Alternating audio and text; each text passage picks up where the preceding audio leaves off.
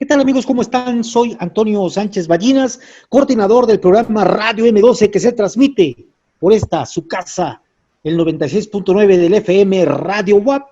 El día de hoy vamos a ofrecerle un programa que esperamos sea útil para usted para generar un análisis objetivo de lo que estamos viviendo en nuestro país actualmente en torno a esta pandemia que realmente ha tenido diversas facetas en las que en primera instancia considerábamos que podíamos remontar con facilidad cualquier otra situación como se desarrollaron en otros países y parecía que la curva se podía aplanar, que podíamos llegar a anular o por lo menos a controlar de manera definitiva la pandemia en nuestro país. Sin embargo, al parecer, solamente la semana pasada, un día como hoy, en la semana pasada, teníamos ya 35,000 muertos y un gran millares y millares de personas contagiadas. En algunas zonas de nuestro país, los hospitales empiezan a estar ya saturados.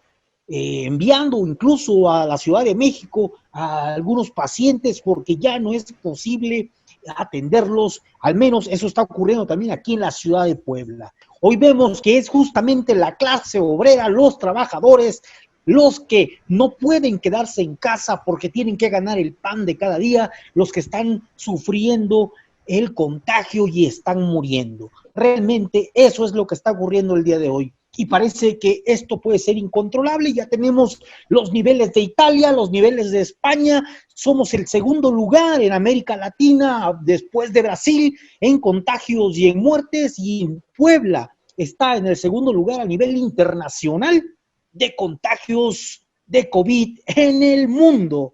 En realidad no la estamos pasando bien. Y hay que decir, hay cosas que no se están dando como se esperan. Para sacar adelante el tema, me acompaña, como siempre, mi compañero, el ingeniero Álvaro Urrutia. Ingeniero, ¿cómo está? Muy buenos días. Hola, ¿qué tal? Muy buenos días. Gusto en saludarlos como todos los sábados aquí en nuestro programa de radio.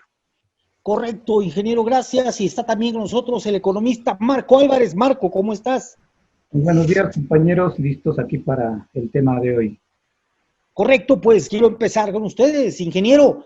Al parecer tenemos un grave problema. Lo que parecía que podíamos controlar hoy está desbordado y estamos sufriendo lo que realmente significa una pandemia sin control en este país. Bueno, pues a fin de cuentas tenemos que empezar por decir que este problema del coronavirus no solamente agarró a México con los dedos entre la puerta, agarró a todos los países del mundo con los dedos entre la puerta. Claro que todos los países han tomado diferentes estrategias para atenderlo. Donde se ve que de acuerdo con el índice de contagios y de fallecidos y todo, lo atendieron muy adecuadamente, pero también es un aspecto de tipo cultural, pues viene siendo en los países orientales. Estamos hablando de Japón, estamos hablando de China, estamos hablando de Corea, Taiwán mismo,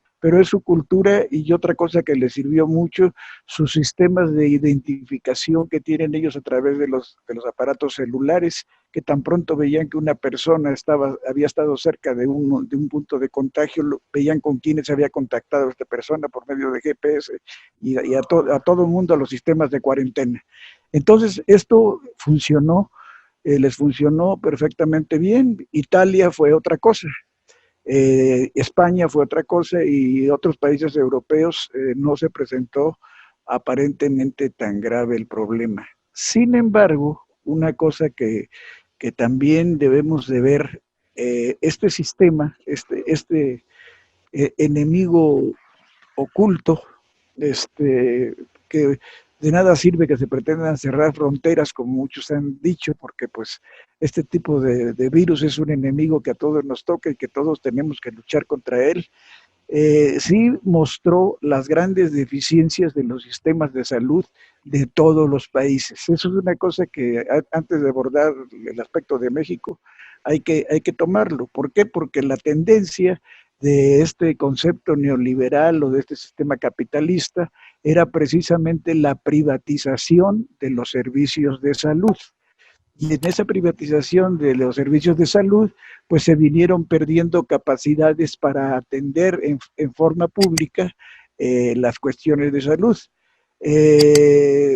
Mismo Estados Unidos, sabido es que desde que la estructura que en su momento Obama había dejado preparada para los servicios de salud, pues de las primeras acciones que hizo Trump, desbaratarlas. Y esto provocó pues mucho de la situación de la que estamos viviendo. Ahora, ¿qué es lo que se está viendo o según diferentes filósofos europeos principalmente, que hablan, que escriben en periódicos muy reconocidos y que son filósofos que tienen mucho reconocimiento en Europa? Ellos están hablando de que definitivamente una de las exigencias de los ciudadanos para cada uno de los países va a ser que se reestructuren adecuadamente los servicios de salud y que todo el mundo tenga acceso a salud. Aquí dejo por último a lo que viene siendo Venezuela y a lo que viene siendo Cuba, que estos dos países pues verdaderamente han mostrado para mí no es una sorpresa, no digo verdaderamente, sobre todo, insisto, en el caso de Cuba no me es una sorpresa porque sabemos cómo estaba estructurado el sistema de salud y que todo el mundo tiene acceso a ellos y los excelentes médicos que están aportando a todo el mundo los cubanos para atender esto y sus indicadores de problemas son pocos. En México el problema de entrada se ve que tenemos nosotros la llegada de un sistema que ya veníamos deteriorando, el sistema de salud, o sea, cada vez venía para abajo y eso nos estaba causando un gran problema y lo abordo después. Sí, en cierta manera está usted refiriendo que desbarataron el sistema de salud público, pero justamente para convertirlo en negocio, claro. Organizándolo desde la perspectiva privada para hacerlo, como se dice, un negocio. Y bueno, gran responsabilidad tiene ahí el Partido Revolucionario Institucional y el Partido Acción Nacional, que dejaron este país básicamente sin hospitales. Trascender toda esta situación, Marco, nos coloca en una situación muy frágil para enfrentar esta pandemia. Sin embargo, el presidente de la República bien hubiese podido incorporar todos los recursos necesarios para poder sacar adelante esta problemática que tenemos tan fuerte de la pandemia, y parece que no lo hizo Marco. Aquí lo hemos venido diciendo en los programas, que esta guerra de percepciones que nos impone, por un lado, la propaganda oficial y la propaganda que está un poco más a la derecha que ellos, lo hemos venido discutiendo de cómo muchas veces parece que los dos bandos nos quieren dar como una guerra de una percepción que al final de cuentas no cuadra, ¿no? Yo por eso, no partiría, o sea, aunque sí es un hecho, del periodo neoliberal, que es ahí donde veo la trampa, ¿no? Dicen, es que los neoliberales acabaron con el sistema de salud. Sí, pero aquí yo he sostenido que la política neoliberal de fondo sigue siendo continua en términos económicos, ¿no? Entonces, por lo mismo, ese sistema de salud privatizado realmente, desde que llegó Morena al poder, y yo lo digo como trabajador de la salud, verdaderamente vemos que no se hizo otro modelo contrapuesto al neoliberal en términos de salud. Por otro lado, la otra vez también comentábamos que no es nada casual que gente que realmente sabe de salud pública en este país, como Asa Cristina Laurel, le haya renunciado recientemente a su puesto que tenía en la Secretaría de Salud, y con fuertes críticas hacia López, por ejemplo, respecto al INSABI, que era la supuesta alternativa que tanto, de la cual tanta se vanaglorió Andrés Manuel, pero realmente no hay un modelo. Esa es una de las críticas que hacía a Cristina Laurel, y ella también hace algunas críticas respecto a cómo se estaba llevando esta situación de la pandemia. Yo menciono todo esto porque Pues porque ahorita ya vemos como toda la bola de justificaciones de un gobierno que se tiene que hacer responsable, le guste o no, llegó para dar resultados. Y por eso los 30 millones de gente, pues claro, lo apoyaron para eso. Pero yo lo que estoy viendo es de que realmente desde el principio parece que lo que más interesaba era realmente una imagen política, ¿no? Y eso sí es muy triste que se dé. Y eso sí no creo que sea un gobierno de izquierda. Incluso al principio, no sé si ustedes recuerden, que incluso hablaban de que México estaba siendo un ejemplo en el mundo, ¿no? Yo estoy de acuerdo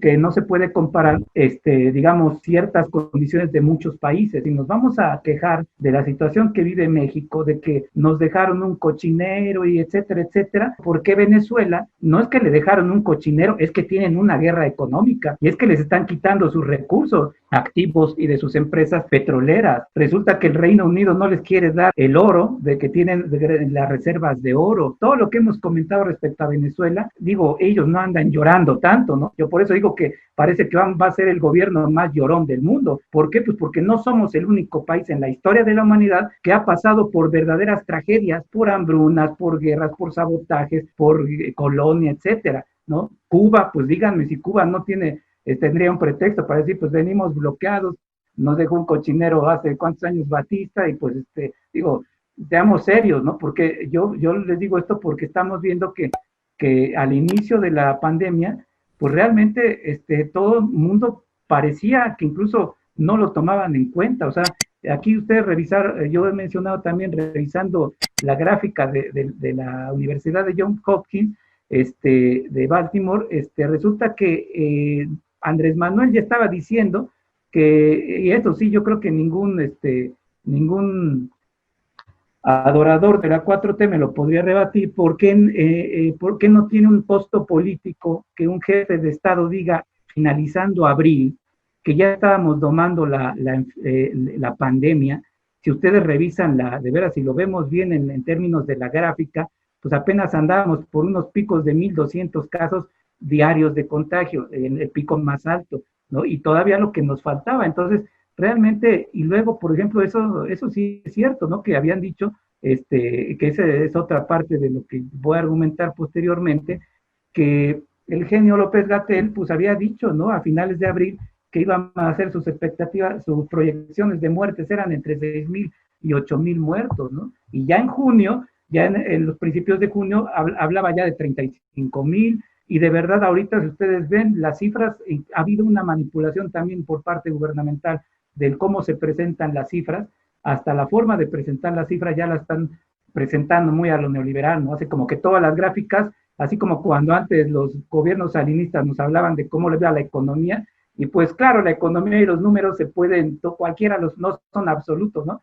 Se pueden manipular, y ahorita ya todas las gráficas nos las dan así como que para que visualmente pensemos que la situación va para abajo, pero realmente eso es una falsedad. Entonces yo sí creo que ahí, aunque no porque lo diga el Borolas o porque lo diga Fox, o eso a mí me vale gorro. Muchos hemos sufrido también la pérdida de familiares directos, por ejemplo, y a mí no me va a venir a decir Gatell como pueblo de México, que pues, que se oye bonito, bueno, entonces, pues ya no estoy contento porque ya más parece que es el papel del genio Gatell, ¿no? Y resulta que, bueno, yo nada más lo menciono ahí porque hay muchos. Ahorita vamos a ver qué argumentos, de qué argumentos se ha agarrado la 4T prácticamente para manipular la información y para no tomar ninguna responsabilidad.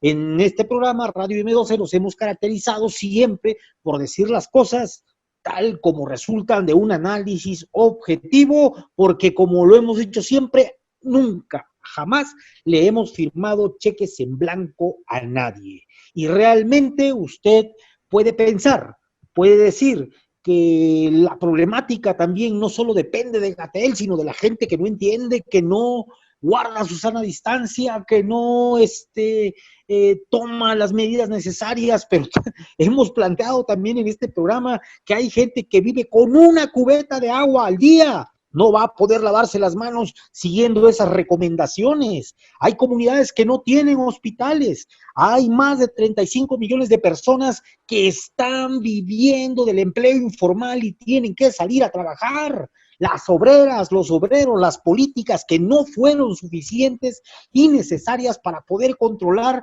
un proceso de producción que trajo como consecuencia también la actividad obrera en el norte del país y con ella actividades que no eran de carácter esencial como la minería y con ellas tuvimos muchos infectados y muertos en todo el norte del país. Vamos a ir a un corte, estimados amigos, y regresamos.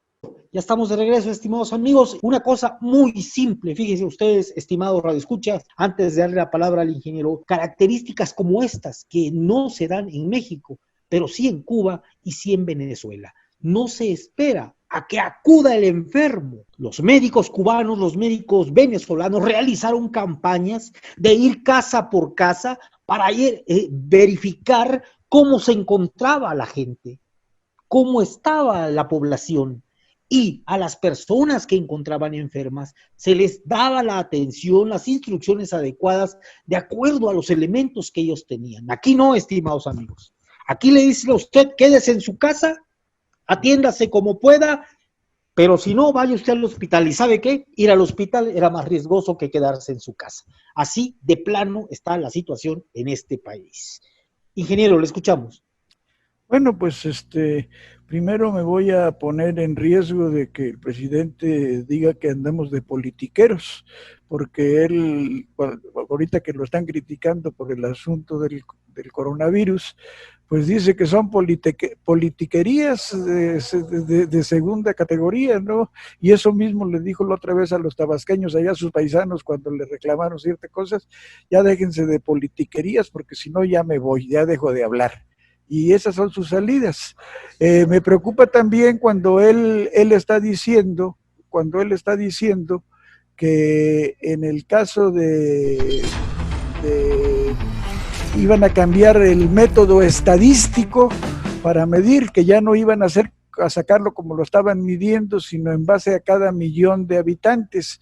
Entonces, pues yo quería preguntarle al señor presidente, oiga, pues y esto lo entenderán los 40,000 muertos que ya llevamos, ¿qué importa el método estadístico que usted quiera utilizar? A fin de cuentas, el método estadístico es para justificar los errores que se están cometiendo. Ahora, efectivamente nos queda claro, y es algo que platicábamos en algún momento cuando estábamos viendo el asunto de las licitaciones para los medicamentos que se dieron antes de este problema del coronavirus, que hablábamos de que sí, que muchas estructuras de características sociales, por llamarles de alguna forma, que habían sido creadas, pues a todas las señaló de corruptas. Le creo el concepto de que sí había problemas de corrupción, pero vuelvo a decir lo que otras veces he dicho, para que haya corrupción juega el corruptor y el corruptible pues esos son los representantes de gobierno. Entonces, si él considera una empresa corrupta, pues es que sus ayudantes pues también son muy corruptibles, pero lo que le dio ese sistema de querer hacer todas las compras centralizadas y todo, pues no les permitió en su momento tener todos los medicamentos adecuados y así sirven las guarderías y todo lo demás. No nos vamos a meter en eso, seguimos en el COVID. Sin embargo, creo yo que durante el proceso de desarrollo, de la gestación de este procedimiento de la pandemia, pues se había visto ya muchos problemas en Europa, ya se había visto los mismos reclamos que estamos teniendo en México, los reclamos de los trabajadores del sector salud, los reclamos de la falta de insumos, los reclamos de falta de infraestructura hospitalaria para todo esto, ya se habían visto, pero parece ser que lo tomaron todo pues muy a la ligera, porque simplemente abordaron que iban a utilizar el sistema Centinela, que bien, a fin de cuentas, bueno, Marco lo conoce mucho mejor que yo, pero el sistema Centinela no deja de ser más que un sistema estadístico progresivo en donde se considera por cada el nivel de contagio, o sea, digamos como algoritmos, los niveles de contagio que puede una persona y cuántos más van y así, que unos son asintomáticos, que otros no lo son, etcétera, pero se va considerando y con eso van tomando la perspectiva de lo que puede llegar. Recordaremos que hubo en su momento hasta una caricatura interesante en donde se veía el índice, los índices que estaban teniendo en Estados Unidos y los que estábamos teniendo en México, cuando las cosas se veían bien. Y decían la caricatura, o algo estamos haciendo muy bien o algo estamos haciendo muy mal, ¿verdad? Pues en su momento yo quise ser de aquellos ilusos, como iluso he sido en muchas cosas, siguiendo a este señor, que estábamos haciendo las cosas bien.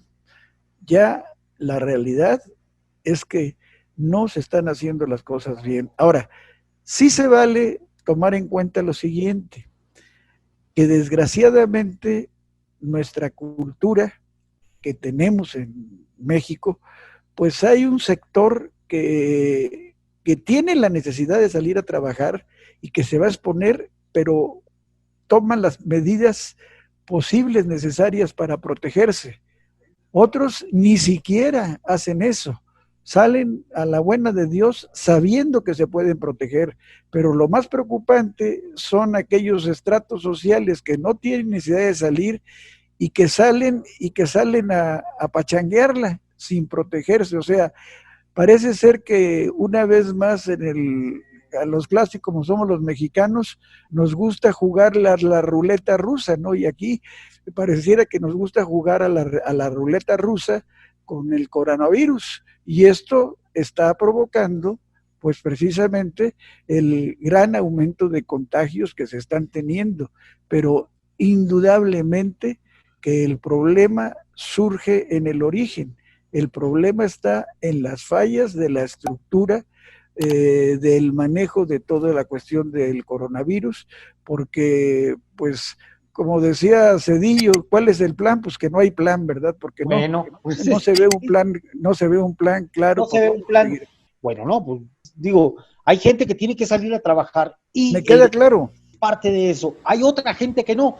Yo lo que insisto es que hay una parte también, una gran responsabilidad del gobierno, pero también hay una parte donde los ciudadanos tenemos que ser conscientes y responsables. De lo otro significaría usar la violencia, que tampoco ha sido un método adecuado. Ya vimos el gobierno de Alfaro, todas las desgracias que ha generado, y el COVID también tiene ahí un índice alto. No es la violencia, es la cuestión de la conciencia y es la cuestión de las necesidades de lo que implica estar inmerso en un sistema neoliberal. La cuestión de la corrupción también que se comenta, ingeniero, a mí sí me gustaría precisar algunas cuestiones. El sistema neoliberal es per se corrupto, aunque se planteó en México con la renovación moral, aunque se planteó en México con estas características, es indiscutible que un sistema que prioriza por la ganancia exacerbada deja de lado la humanidad, deja de lado esta sensatez de pensar en el otro. Entonces el planteamiento neoliberal es per se, es corrupto y es corruptor, que el sistema neoliberal lo lleva en situ. Y esto lo estamos viendo hoy con la detención de Lozoya y con todo este engranaje, que no hay calidad moral en ninguno de los partidos políticos que ha tenido este país para que entren a una contienda electoral. Lo que está por descubrirse con la actividad, con la detención de Lozoya, implicaría cancelar esas instituciones políticas, ponerlas en cero y verdaderamente que el ciudadano debiera tomar conciencia y meterse a las cuestiones electorales y derrocar verdaderamente este sistema neoliberal. No hay moral en estos partidos políticos, no hay, son corruptos y han corrompido toda la estructura del Estado a todos los niveles. Es lo que pasa, no se trata de que unos son corruptos y corruptores, no, es un problema sistémico desde mi perspectiva. Vamos a ir un corte y regresamos contigo, Marco. Pues ya estamos de regreso, estimados amigos. Marco, creo que los que tenemos más de 40 años estamos hasta el gorro de que en México, pues siempre tanto economistas o los grandes especialistas, los científicos, ¿no? Nos hablen de un mundo verdaderamente bonito, ¿no? Y que tú estás viendo en la práctica como pueblo una realidad bastante grave, y desde el poder te están hablando de una realidad que no pasa nada, ya tomamos esto, vamos para adelante, etcétera, etcétera. Entonces creo que sí, eso es una también, eso sería una continuidad respecto a la anterior. Y yo, bueno, también creo yo que yo creo que ya dejémonos de pretextos, ¿no? Porque yo hablaba al principio de la pandemia, siempre nos decían, ¿no? Que no, y es cierto, los números absolutos no te dicen nada. Tú puedes decir que este país tiene 1,000 muertos y el otro país tiene menos, pero la población, pues, claro que sí, el número de población cuenta bastante. Y entonces ese era el argumento de la 4T cuando se hacía esa crítica, ¿no? Pero resulta que no sé si ustedes recuerden que dicen, y eso de que se puede comparar, que no diga López-Gatell que no se puede comparar, pues para eso está el instrumental científico, ¿no? De la estadística y muchas cosas, para que pues tú puedas ir más o menos viendo dentro de determinadas variables, pues más o menos parecidas, o que las puedas equiparar, ¿no? Que no compares peras y manzanas. Bueno, ¿por qué lo digo? Porque resulta que lo que incluso el mismo López-Gatell habían dicho que no era como por cifras absolutas, como podríamos darnos cuenta de la gravedad del problema, sino en este caso sería el índice de los muertos por cada 100,000 habitantes en un país, y efectivamente eso ya es mucho más parejo. Bueno, resulta que eso lo decían cuando México estaba como por 5 o 6 muertos por cada 100,000 personas. Y resulta que en ese entonces, hace unos 2 meses, recordarán ustedes que los casos que nos acabábamos, todo mundo era, y volteábamos asustados a ver a Brasil y a Ecuador, ¿no? Y Ecuador fue un escándalo totalmente, ¿no? Y Brasil ya ni se diga. Bueno, resulta que en términos del porcentaje de muertos en relación por cada 100,000 personas, resulta que ya rebasaba Ecuador. Y resulta que estamos a unos 5 puntos de Brasil, por ejemplo, ¿no? Entonces, yo eso es lo que estoy viendo, que la realidad se está imponiendo y ya vale gorro aquí si eres fifí o chairo, ¿no? Simple y sencillamente la realidad es la que se está imponiendo y nos está diciendo que algo pasa. Incluso hay programas que me ha llamado la atención. Por ejemplo, hay un programa que antes pasaba en Rusia Today que se llama Ahí les va, eso está muy bien hecho. Yo se lo recomiendo al público que lo siga, porque hacen unos análisis de muchas partes del mundo interesantes, y resulta que no son de derecha, ¿no? Son más o menos de izquierda, progresistas, y resulta que ahí mismo en ese tipo de programas ya se están cuestionando pues, qué pasa en México, realmente qué está pasando. O sea, más allá, o sea, digamos, al principio aguantó todo, aguantó la propaganda, aguantó que nos trajeran a López-Gatell como al nuevo tío Gamboín, casi, ¿no? Yo recuerdo que pues lo sacaban ahí el Día del Niño, pregúntale a Gatell, ¿no? Y López-Gatell como poeta, y López-Gatell como rockstar, ¿no? Pues resulta que también la realidad ya lo alcanzó, ¿no? Y resulta que es un producto que ya también lo quemaron, y pues ya quedó pues bastante en entredicho su profesionalismo, ¿no? Porque no sé si ustedes recuerdan cuando López Obrador les dijo estaba juntito López-Gatell y le dijo, ya estamos tomando la pandemia, ¿verdad? Y se voltea a López-Gatell y dice, sí, más o menos, ¿no? O sea, me recordó ahí a la de salud que lleva en Estados Unidos, también cuando Donald Trump le estaba preguntando si había que tomarse el cloro o algo así que estaba sacando Donald Trump. Claro, entonces, por eso yo digo que si nos vamos a las cifras, vamos más de 40,000 muertos, ¿no? Y resulta que efectivamente no somos, luego dicen, es que no, Andrés Manuel López Obrador dice que no es lo mismo Francia, Italia que México por la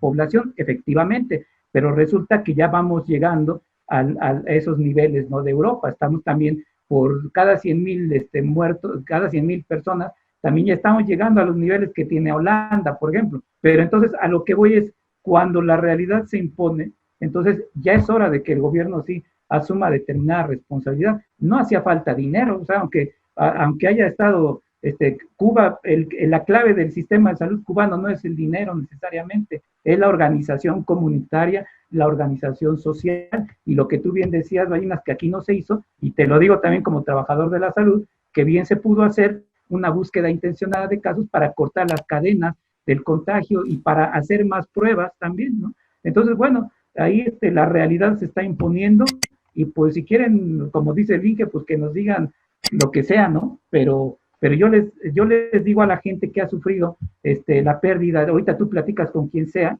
y todo el mundo conocemos o hemos sufrido la pérdida de personas importantes. En el caso particular mío, la persona que murió era una persona que se cuidaba totalmente y se infectó en el hospital, ¿no? Y entonces, bueno, pues resulta que también hay un índice elevadísimo de trabajadores de la salud en México que están siendo contagiados y muertos, ¿no? Cosa que en otros países no está ocurriendo. En Cuba no va ni un muerto de trabajadores de la salud, y aquí van ya un montón de muertos, y ya ir al ISSSTE, por ejemplo, aquí en San Manuel, pues prácticamente ya es una trampa mortal, ¿no?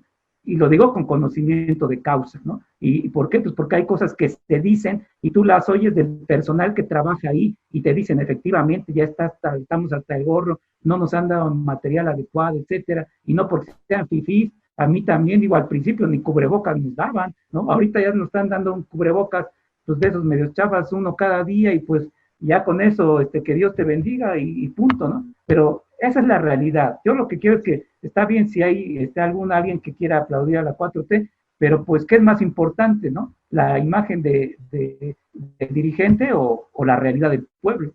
Justamente a eso me refería, Marcos. Es ya un poco hasta ciertamente fastidioso estar escuchando que la 4T no sirve o que el PRI y el PAN lo hicieron mal. O sea, llega un momento en que tú dices, bueno, espérate, es que tanto la 4T como el PRI, como el PAN, como Morena están inmersos en un sistema neoliberal. ¿A qué estás criticando? ¿Qué estás hablando? ¿De lo que está arriba o de la cuestión esencial?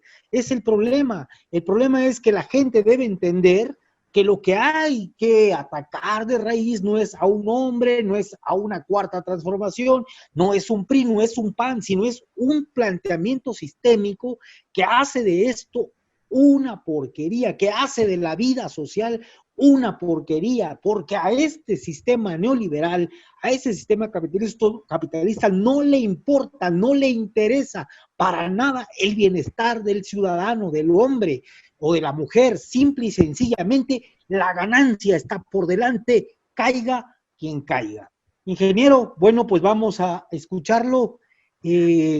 Igual hice algunas críticas, ingeniero, bueno, pues es el momento para el derecho de réplica o ir generando otro argumento.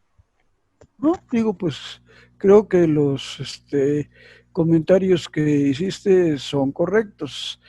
Sin embargo, yo sí puedo asegurar, digo, por mi experiencia que vivo como testigo social, que definitivamente precisamente existen leyes cuidadosamente elaborados, métodos y sistemas que permiten observar la equidad, la legalidad y la transparencia con la que se realizan los procedimientos de licitaciones públicas, que es cuando hablamos de que es un lugar donde se dan mucho los aspectos de corrupción. Digo, si estos se aplican adecuadamente, no digo que eximas la probabilidad de que la corrupción se elimine, pero sí podría asegurar que en un 90% hay técnicas que te permiten darte cuenta durante cada una de las etapas del proceso que esos métodos de anticorrupción funcionan y se han mostrado que pueden funcionar en cualquier parte. Digo, y no necesariamente, creo yo, que todo el concepto del neoliberalismo sea así decir, todo es corrupción. Creo que no es por ahí. Yo conozco gente que tienen la concepción o están de acuerdo con el esquema neoliberal, y no son gente corrupta. Lo que sí es una preocupación que definitivamente el sistema neoliberal soslaya lo que viene siendo aspectos de justicia social, de mejor distribución del ingreso, etcétera. ¿Para qué? Para que las clases trabajadoras puedan vivir, ahora sí, ojalá y pudiéramos tener ahí aplanar la curva, ¿verdad? La famosa curva de Lorenz, pero no la vamos a aplanar. Pero de esta forma podemos considerar que lo único que podría decirte con respecto al aspecto neoliberal. Ahora, sin embargo, de este lado actual que tenemos los que dijeron que no íbamos a ser neoliberales, pues creo que ya hemos platicado muchas veces toda la serie de situaciones que se están permitiendo que son claras del neoliberalismo, ¿no? Digo, no, ahorita no me quiero salir del COVID, pero toco las minas de cielo abierto, por ejemplo, es un ejemplo de esto, lo que viene siendo lo que hablaste al principio tú, las concesiones de agua que se dan y la imposibilidad que se hable que en grandes ciudades, importantes ciudades, haya un 25-30% de población que no tienen acceso a ese líquido vital. Digo, que eso va implícito con el aspecto de la salud. Como les pedimos que se laven las manos y que hagan esto y el otro, como tú acabas de decir, si cuando mucho pueden tener una cubeta al día.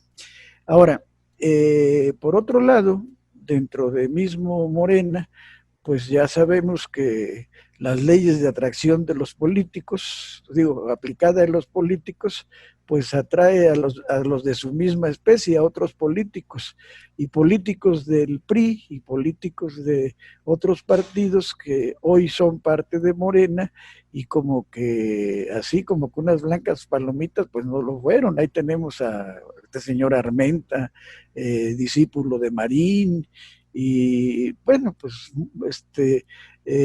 mucha gente de la que está en Morena, que fueron fieles seguidores del PRI, y el que tranzas al principio, tranza será por toda su vida, ¿no? Entonces, pues no pensemos que estos señores no van a estar cometiendo actos de corrupción.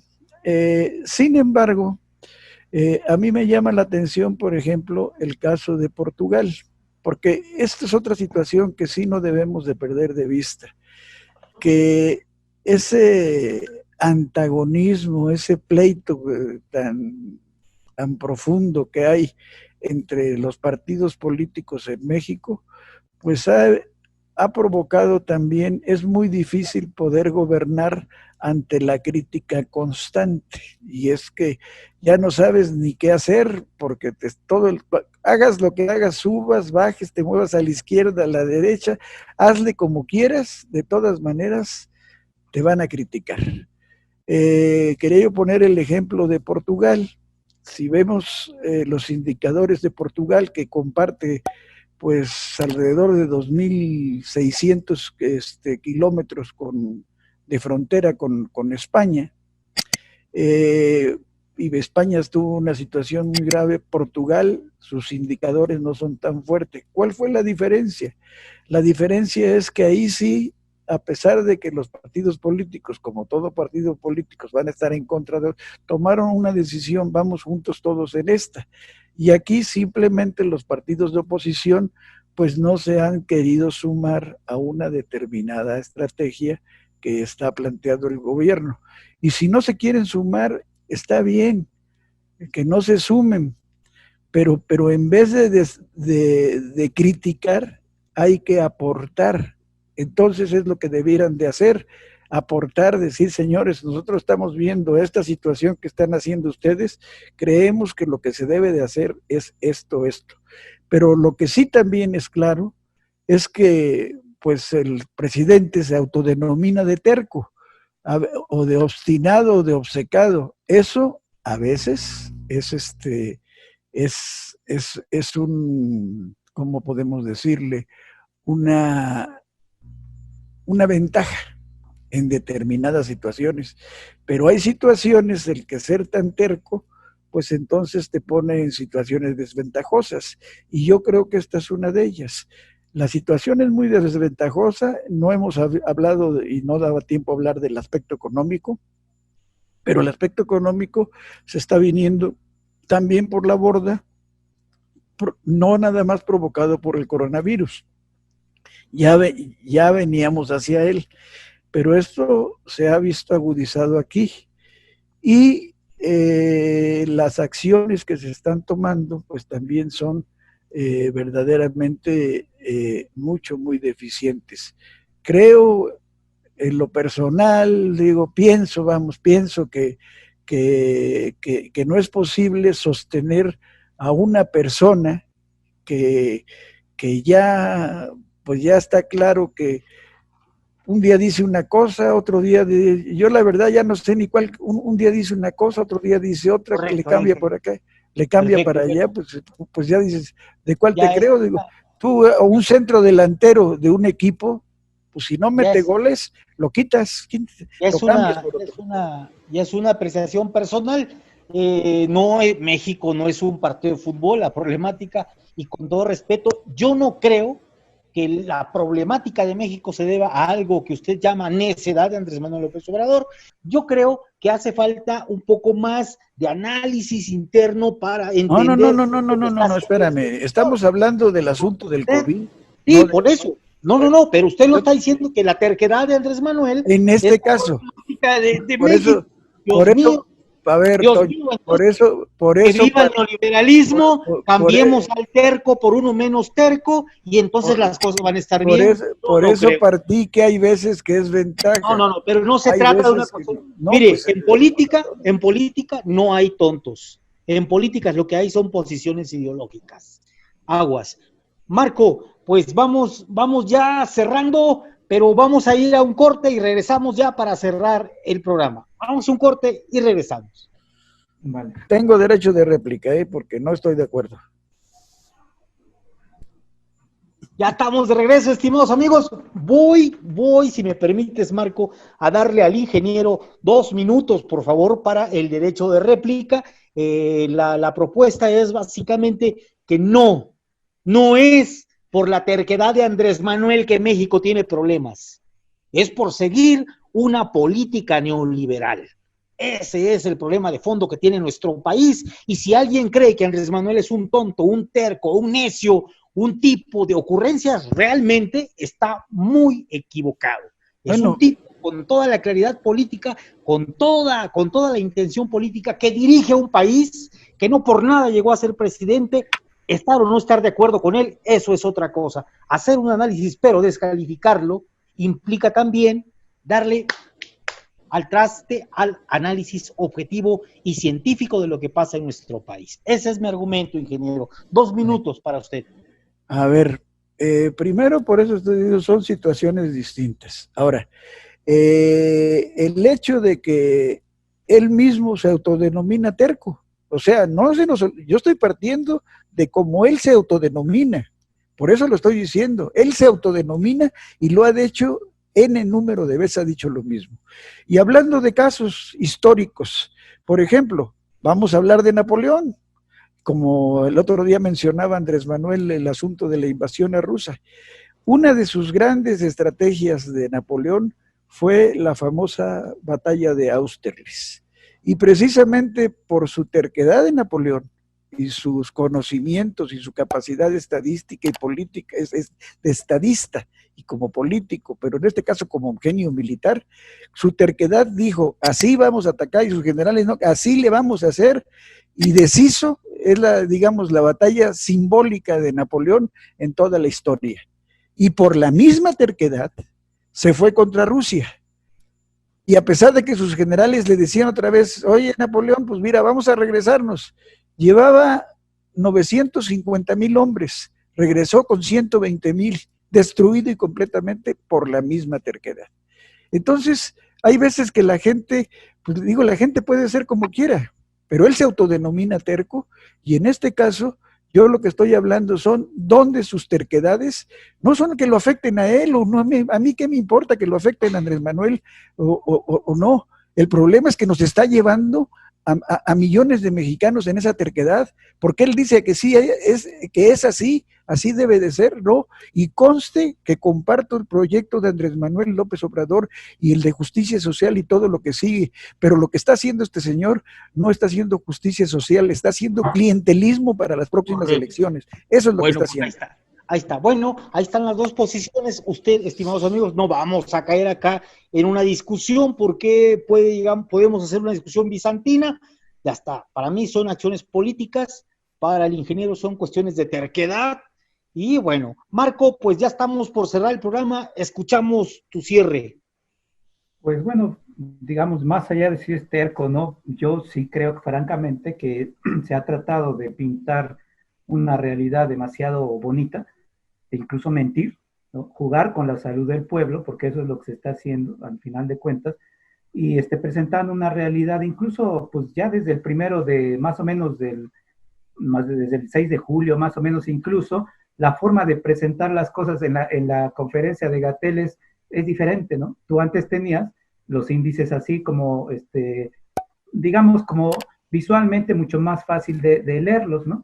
Y ahorita te ocultan incluso no aparece en ningún lado las defunciones, por ejemplo, ¿no? Ya te lo dan en un informe técnico que lo puedes consultar en internet y ya después de la conferencia, ¿no? O sea, por ejemplo, esos detallitos a mí me dice mucho de un gobierno, ¿no? De cómo realmente lo que se está cuidando, pues es efectivamente de su lucha coyuntural contra los que son más de derecha que él, ¿no? O sea, en esa pugna, pues incluso Alcatel lo dijo así, ya no vamos a presentar esta cifra porque se presta a que pues la gente sean que se enteren de la verdad, que sean tremendistas o de que se haga de que se manipule, entonces vamos a manipularlos, así como que los fraudes patrióticos, pues ahora vamos a hacer la manipulación patriótica, ¿no? Entonces yo lo que llamaría más que nada es como que a la gente, que como pueblo, nos tenemos que informar porque no te va a servir la mañanera, ni te va a servir López-Gatell, ellos están haciendo su política, ¿no? Y ellos de verdad que no les interesa